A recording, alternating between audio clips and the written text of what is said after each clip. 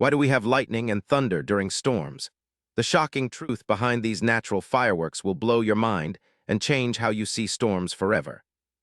Inside a storm cloud, tiny ice crystals and water droplets collide, creating static electricity. This causes the cloud to build up huge electrical charges, with positive charges near the top and negative charges near the bottom. When the charge difference becomes too great, the cloud releases electricity in a sudden flash we call lightning. This bolt can heat the air around it to 30,000 degrees Celsius, hotter than the sun's surface. When lightning strikes, it superheats the air instantly, causing it to expand explosively. This rapid expansion creates a shockwave that travels through the air as the booming sound we call thunder.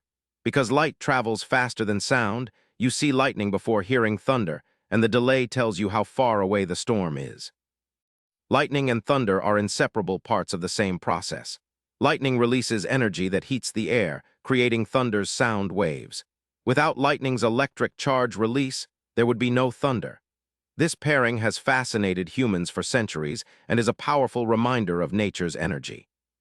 Next time you see a storm, remember lightning and thunder are nature's electric performance, lightning lighting the sky and thunder giving it a booming voice.